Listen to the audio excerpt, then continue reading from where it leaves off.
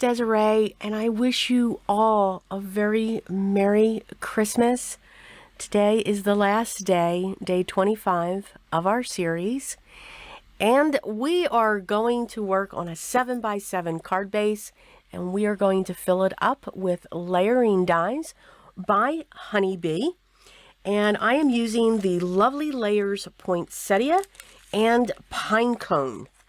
I've taken care of all of my die cutting, and we are just going to have some fun doing our layering here. Now, I wasn't sure, as always, I always do more die cuts than what I need, but I wasn't sure if I was going to have 2 reds. So I'm going to be making 2 red poinsettias and 1 white poinsettia. So this here has 4 layers for this plant, because it's not a flower, it's a plant. And the leaves actually turn the colors of what we call the floral part of the poinsettia. Just a little tidbit there. I love to twist and bend paper. Well, I like to do a lot of things to paper, but with die cuts, love to twist them, to bend them, and that's what I'm doing here. I am just bending the points of these die cuts. You can see that there are like score lines going through them, and I'm using my favorite adhesive when I twist and bend, and that is my Beacon Kids Choice glue. It's listed down below. It's always listed down below. And now we're just going to start layering our die cuts. What I really enjoy with the Honeybee Lovely Layers is they just literally go on top of each other. You are matching an area of the die cut with each other, and you get this beautiful effect. So you can see that these are lining up with certain areas of the base die cut that you have. And then the next layer lines up with certain areas of the next die cut below it. So there's not much confusion. They do provide a guide as you're putting your die cuts together, but these just go together beautifully. I've done their rows, which is absolutely magnificent to put together as well. And I added a little bit of a sparkle to the poinsettias. So for the white one, I added a green mirror cardstock, and for the red, a red glitter cardstock for one of the layers. And now I'm going to put together the bow. The bow is part of the pine cones, and I'm just forming that using my tweezers as my third hand. I'm using my liquid adhesive. Now, the mirror cardstock that I'm using here is the Tim Holtz Champagne, and it's not double-sided. So I just cut that line in half so that I could have the mirror on both sides. I'm now taking that centerpiece and wrapping it around, getting it as tight as I can, and then getting my tweezers in there so that it will hold that in place, so the glue can grab onto it. And then I'm just going to place that on top of those 2 tails of the bow and let my tweezers do the work of holding that together. So now for the pine cone. There are 6 pieces to the pine cone, and I'm going to use, you can see I have white cardstock. I'm going to use my Simon Says Positively inks, and I'm using latte, cappuccino, and mocha. I'm going to use one of the colors for 2 of the layers.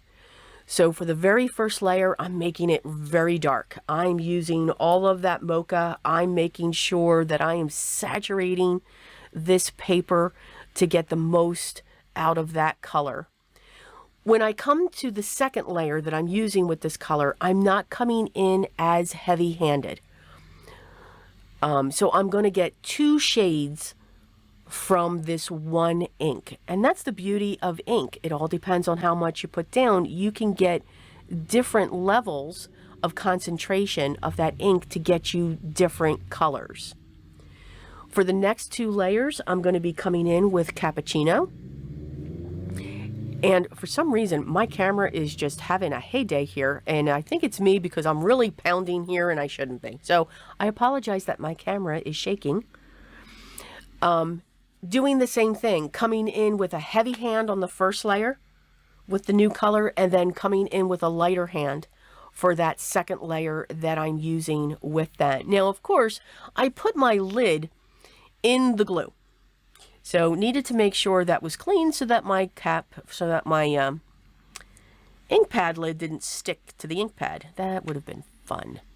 And again, one more, I'm coming in with latte, doing the same thing. Heavy-handed with the first layer I'm hitting, and then lighter on the second layer. And then we're going to layer these all up. I'm going to make sure I clean off my glass mat first, or else I'm going to get brown all over the place. And now we'll come in. For these, I'm going to use just my regular glue. I'm not going to use the Beacon. I like to use the Beacon Kids' Choice glue when I have layers like the poinsettias. When you dip into that glue and put that on the layer, and then after you have all your layers together, if you notice, I push down on all the layers and they like pop up. That's because that glue's coming out to the side underneath those layers, and when it dries, it holds that form. There are ornaments that I've made with another style with the Tattered Poinsettia by Tim Holtz, and you cannot flatten these poinsettias out. I've tried. And the way I store them, they don't go flat because that Beacon glue has come out to the side and it dries solid. So I'm just using these. I didn't want to have that full of layer to them. I wanted the ink to show those layers, to allow that. And they didn't need that much dimension. Now you could curl up the ends of those pine cones to give even more dimension if you wanted to. So here's where I'm playing with the placement, because I know my sentiment is going to go in the bottom right hand corner. I know I'm going to be using 2 pine cones. Yes, 2 pine cones. Poinsettias I wasn't quite sure with. So we're just going to have fun and place this around. I want to get my sentiment in there first. So I'm using my anti-static powder tool. I'm very much enjoying, that's by Pink and Main, very much enjoying that. And it hasn't clogged up on me yet. There's hope. The sentiment I'm using is from the Penny Black Christmas Greetings. It is a beautiful sentiment, and it's a quote by Bob Hope. And I just think it's a very true greeting. I'm using my platinum embossing powder. I just love that color. But it is, you know, my idea of Christmas, whether old or modern, is very simple. Loving others. So I think when it comes, as we get to any of our holidays during this time, it brings all of that out. And I think it's wonderful. So when they say it's the most wonderful time of the year, it is very true. Absolutely very true. I'm going to get my pine cones in place first. And again, just having them set. And now I'm filling in with all the greens. Now I'm just going to place some glue under them because I don't want them to move.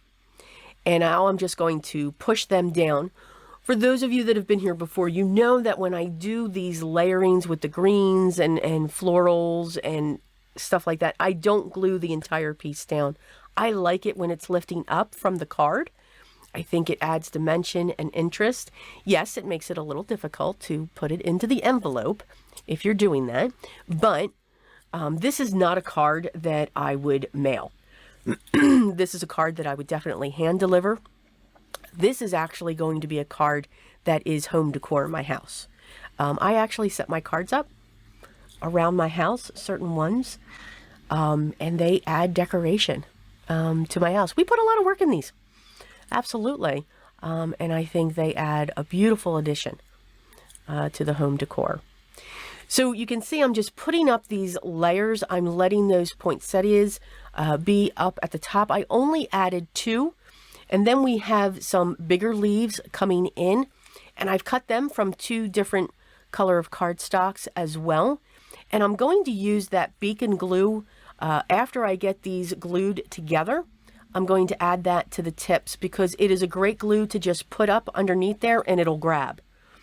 You don't have to worry if you've missed a spot because it's so thick. It's a nice thick glue. But this is the only time that I use it. I don't use it for any other die cutting, only when I'm building this type of dimension for a floral, basically, or in this case, a plant. And I'm just going to continue to add all of those leaves, and that is our base. And again, this base, excuse me, this is a 7x7 card base that we are going to be working with. I do have a piece of the platinum mirror cardstock, or champagne, champagne mirror cardstock by Tim Holtz, and I'm going to use my double-sided tape. You can see that whenever I add a specialty paper, whether it's mirror or glitter, I'm using double-sided tape because I don't want it to slide around when it comes to when I put that on that mat. Now, I did cut the center of that out, and it's a thin cardstock for his mirrored, so I wasn't worried about this, you know, creating that droop so much on this card. That frame of the champagne was cut to be 7x7, and the panel that I worked on was cut to be 6 3/4 by 6 3/4. I'm going to put my double-sided tape down onto my card base. It is going to be a side folding card with all of that weight, and you get into these larger size cards. I do tend to make them side folding so that they don't droop. I'm going to add some pearls into the center of my poinsettias just to give them even more sparkle. And of course, as I'm putting more glue down, I'm picking up more pearls. And then I added a few around the piece. I want to take this time to wish you all, for those that you celebrate, a very Merry Christmas. I want to thank each and every one of you for spending this time with me every day for the month of December and even beyond that. Just watching my videos for you all watching them puts a smile on my face, and I am truly grateful. I hope I can continue to give you some ideas, some tips and tricks on how you can use what's in your stash so that you can continue to create your art. Please, everyone, know that is what you're doing. So enjoy it. Enjoy the holiday. And thank you for everything. But it's always going to be important for me that each and every one of you continue to be creative. And I'll talk to you soon. Take care.